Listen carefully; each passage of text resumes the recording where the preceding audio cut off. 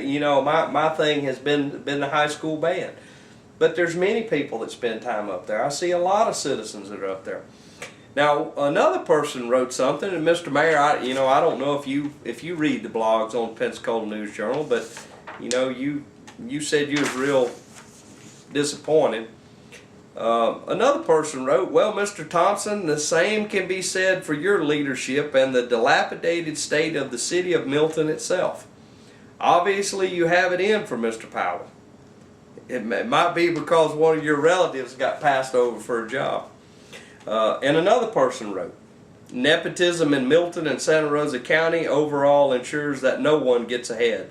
Incompetents who have the same name can wear it like a degree. It's been a long time to vote these idiots out and stop blaming Mr. Powell. We need quality and qualified folks here.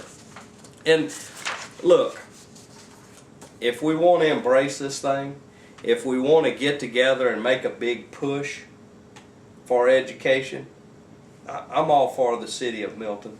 But, this shotgun blast of negativism that was put out by the mayor of Milton, I don't believe I'm the only one that didn't appreciate that. Well, and let's reiterate, we're talking about a school where 79% of students are meeting high standards in math, 72% in writing, 51% in reading, and so Right. and 46% are meeting high standards in science. I mean, and to equate that with a D, or to equate that with a failing school is just, it's beyond the pale. Right. In my opinion. And I guess if the mayor and the city council, if their heart's in the right place, I really think they need to back off of this kind of rhetoric. It really hits me as 2010 being an election year, and how can I get my name in the paper? That's my perception. I'm not saying that's the facts. That's my perception. If you really want to help, pick up a book, read the kids in the morning, read the kids in the afternoon. Do your part without wearing the flag of I'm coming in and we're going to get this straight. It really hurt my feelings to see a shotgun blast with no specifics. And well, and there's also a whole spate of these sort of public-private organizations that have suddenly sort of appeared out of the blue, and they're concerning themselves all of a sudden with education. Right. And we see that as we see these sort of phony failing grades. We see this I call it this fake concern with the state of our schools. It's interesting that the city planner also got involved in that discussion. And he's a nice guy, but he got involved in that discussion. And when you see the city planner in there, when you see that sort of side of the government in there, that leads directly to this whole economic development.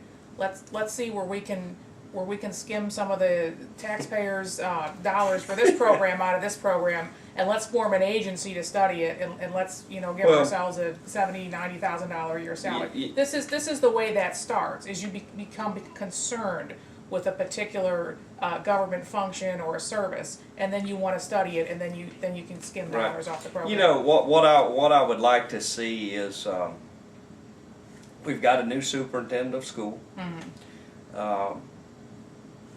Got potentially new thoughts and ideas on how to do things, and immediately this reaction comes out of a shotgun blast. Right. It's obvious we haven't had leadership here. And I actually asked the mayor to be specific on who he was talking about. Now, I was invited to a city council meeting, and I'm going to take the mayor up on that, because from a personal standpoint, I don't think any elected official needs to take the shotgun blast approach into, well, who are you talking about? Are you talking about the principal, the assistant principals, the deans, the teachers, the previous principal? Right. Are you talking about the previous superintendent of schools? I did point out to the mayor that he might even be, being a little assaulting to the entire school board. We have a whole organization that's supposed to be looking over this stuff. Well, it's interesting that the News Journal, along with this story, they ran a story called New Standards for School Grades, and they quoted Patricia Levasque, who is the director of a private group called Foundation for Florida's Future, I believe is the name of it. And this is one of Jeb Bush's babies. This is sort of the continuation of his voucher dream. Right. He's out of office. It was declared unconstitutional. He doesn't want to give it up. So this foundation is pushing the vouchers behind the scenes. And she's actually talking about how schools are getting A's and B's. Despite these onerous standards, schools are scoring well. And then she goes on to say, with our great success in raising achievement in the early grades, we risk complacency if we don't raise expectations once again. So it's not good enough. You're pushing 90%, you're pushing 80%. Right. Push it to where it's impossible to improve. Yeah, then give them a low grade, and then you can start talking about vouchers and privatization again. I certainly agree with you that there is a push. I went to their website, right. The Foundation for Florida's Future, and prominently listed, along with all this wonderful stuff they want to do to help schools out, right. is front and center opportunity scholarships, which of course is the vouchers. Right. And they've got a whole section on this that closes with the Florida Supreme Court, of course, ruled vouchers are unconstitutional. Students in the program are allowed to finish the school year in the school of their choice when that happened. Today, students in failing schools only have the option to attend another higher performing public school. Right. So this is the setup. Then you make sure the numbers fit.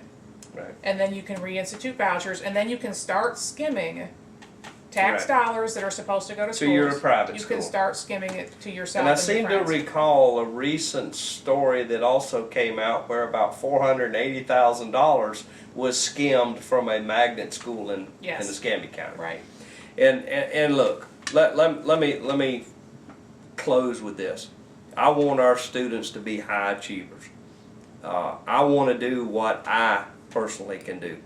I want us to be positive in our message that we are going to gather together as a community and help our students. Sometimes our students don't understand the importance of good education, and sometimes they need to be sat down and worked with a little bit. But I would like to believe that we can have a more positive message out there.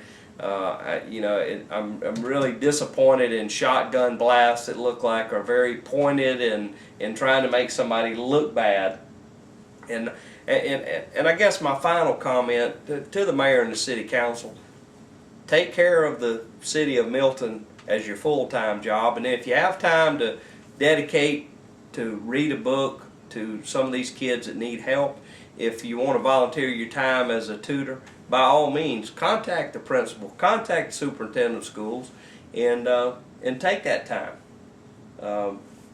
Getting your name in the newspaper doesn't impress me. Yes. What impresses me is when our elected officials and our citizens will take the step that's necessary to help these kids. And I would just thank Buddy Powell for all the great work he does at Milton High. Well, because it's a good school. Absolutely. And it's a quality education. I believe it is too. Ladies and gentlemen, we close it out. I'm Jerry Cooey. I'm Deborah Nelson. Good night.